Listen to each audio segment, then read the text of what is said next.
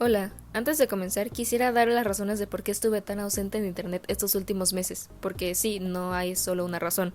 Durante este tiempo he estado enfocándome en mis dos universidades, que pues sí, si no sabían, estoy estudiando dos carreras, intentando organizarme mejor y cumplir con mis responsabilidades académicas. También he estado trabajando en mi desarrollo personal, enfrentando algunos problemas de salud que requerían atención y dándome espacios para descansar. Incluso, no voy a mentir, también me permití desconectarme un poco de internet para ver anime, jugar videojuegos, socializar otra vez y darme un espacio para respirar. Pero algo importante es que este tiempo fuera de internet no fue desperdiciado en vano. Lo utilicé para replantear la dirección del canal, pensar en qué tipo de contenido quiero hacer y cómo quiero contar las historias a partir de ahora. Que por cierto, si no se habrán dado cuenta, también utilicé este tiempo para rediseñar todo lo del canal. De hecho, la idea de este video surge después de ver la miniserie sobre este caso que se estrenó en Netflix este 2026, Emergencia Radioactiva. Es una historia que honestamente ya conocía, pero la había olvidado después de tanto tiempo y esta serie me hizo recordarla. Lo que vas a escuchar a continuación no es ficción, es un caso real.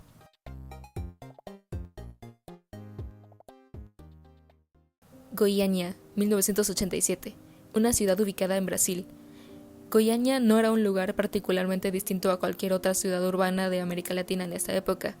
Era un entorno con actividad constante, zonas residenciales, comercio local y una vida cotidiana aparentemente normal.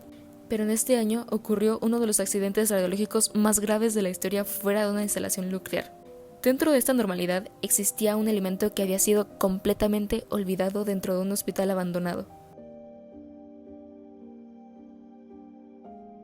El Instituto Goiano de Radioterapia fue una clínica privada abandonada en 1985 y con ella dentro una unidad de teleterapia que contenía cesio-137 en su interior. El cesio-137 es un elemento radioactivo artificial que se genera como subproducto de la fusión nuclear en reactores y armas nucleares. Emite radiación gamma, altamente penetrante y tiene una vida aproximada de unos 30 años, lo que significa que puede permanecer peligroso durante décadas. Para quien no sabía, el cesio-37 es uno de los tantos isótopos encontrados en el ambiente después del accidente fatal de Chernobyl en el año 1986. El dispositivo abandonado dentro de este hospital era un equipo de radioterapia utilizado anteriormente para tratar a pacientes con enfermedades graves, como el cáncer.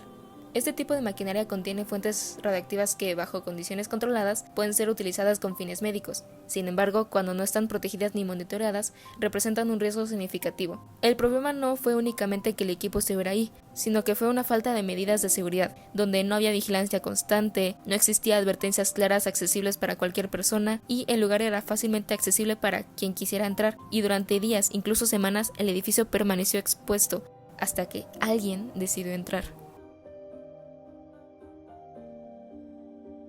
Dos charrateros ingresaron al hospital con la intención de encontrar objetos de valor que pudieran vender.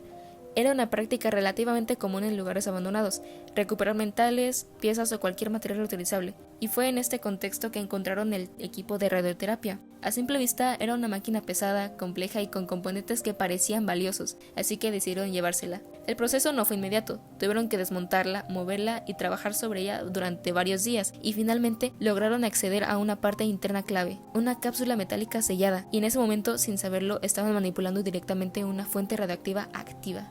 Al abrir esta cápsula, descubrieron algo que no esperaban. Era un material en forma de polvo o pequeños fragmentos que emitía un brillo azul en la oscuridad. Este brillo, lejos de generar alarma, resultó llamativo, incluso fascinante.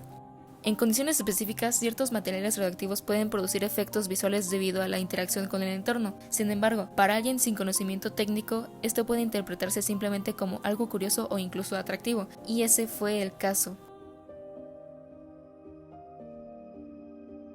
Este material fue manipulado directamente, sin protección y sin ninguna noción del riesgo, y fue distribuido a varias personas en ese momento. Precisamente la manera en que el material se dispersó fue uno de los aspectos más críticos de este incidente. No permaneció en un solo lugar, fue transportado a viviendas, compartido entre conocidos y expuesto en distintos espacios cotidianos. Algunas personas lo mostraban a otros por simple curiosidad, otras lo manipulaban sin pensar en las consecuencias. El problema con la radiación es que no es perceptivo de forma inmediata, no tiene olor, no tiene una textura que indique peligro, no genera una reacción instantánea que altera el cuerpo, y esto permitió que el material circulara libremente durante varios días.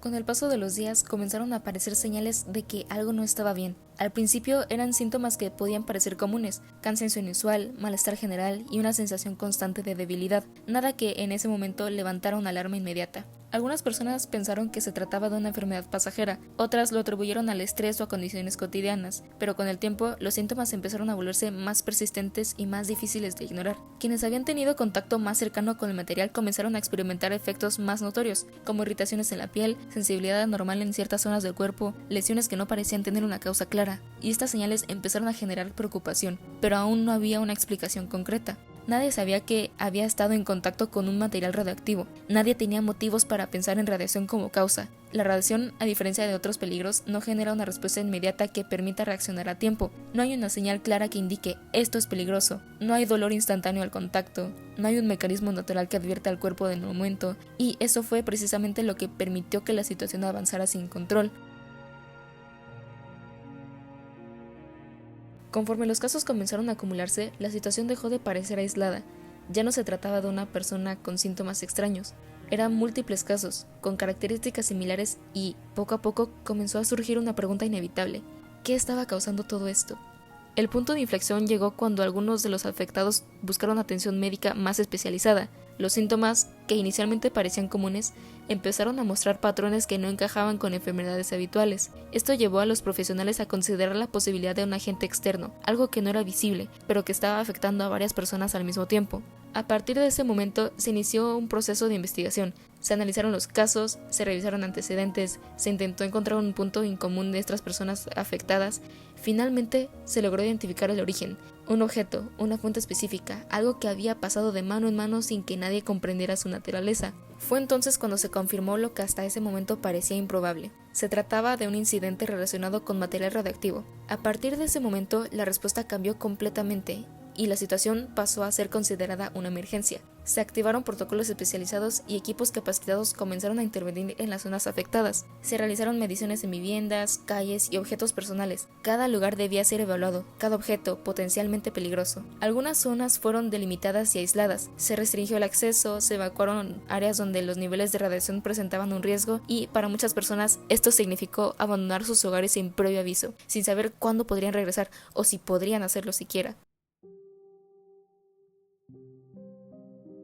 El proceso de identificación no fue inmediato, requirió tiempo, precisión y un alto nivel de coordinación, porque el material no estaba concentrado en un solo punto, se encontraba disperso en múltiples ubicaciones. Además, surgió otro problema. No todas las personas comprendían la gravedad de la situación. Algunas no querían abandonar sus pertenencias o no entendían por qué ciertos objetos debían ser retirados o destruidos.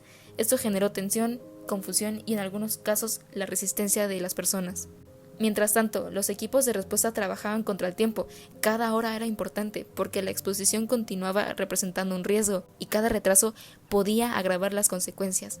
La intervención logró contener la propagación, pero no sin un costo significativo. Para ese momento, el material ya había dejado una huella profunda en la ciudad, una huella que no era visible a simple vista, pero que estaba presente en los espacios, en los objetos y, más importante aún, en las personas. Las consecuencias del incidente no fueron inmediatas en todos los casos, pero con el paso del tiempo se volvieron imposibles de ignorar. Varias de las personas que estuvieron en contacto con el material radioactivo desarrollaron afecciones graves en la salud. Algunas requirieron atención médica especializada.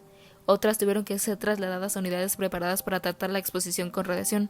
El proceso no era simple. La radiación no afecta de una sola forma ni en un solo momento. Sus efectos pueden ser progresivos, silenciosos al inicio y profundamente complejos con el paso del tiempo.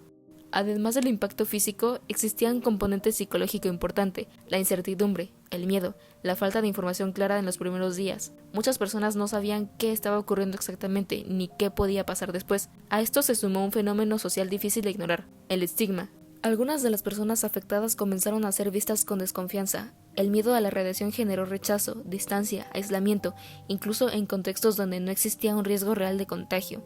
En paralelo, las autoridades implementaron un proceso de descontaminación a gran escala. Cada espacio que había estado en contacto con el material debía ser evaluado cuidadosamente. Viviendas completas fueron inspeccionadas. Objetos personales como ropa, muebles y utensilios fueron analizados uno por uno. En muchos casos no fue posible recuperar estos objetos, y para evitar riesgos tuvieron que ser retirados o destruidos. Esto significó la pérdida de pertenencias personales, recuerdos y elementos cotidianos que formaban parte de la vida de las personas. Algunas estructuras presentaban niveles de contaminación que no podían ser eliminados de forma segura, y en estos casos la única opción fue la demolición.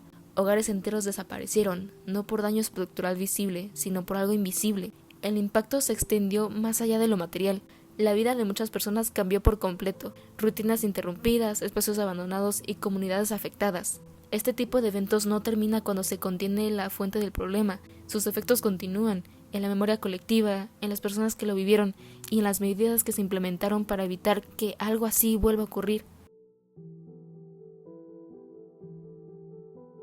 El accidente dejó claro que las consecuencias de la radiación no se limitan al momento de la exposición, se extienden y se transforman y afectan a múltiples aspectos de la vida humana. Más allá de los datos técnicos y los reportes oficiales, este caso representa algo más profundo, la fragilidad de lo cotidiano, la facilidad con la que algo invisible puede alterar por completo la realidad de una comunidad y, sobre todo, deja una pregunta abierta. ¿Cuántas de las cosas que consideramos seguras lo son realmente?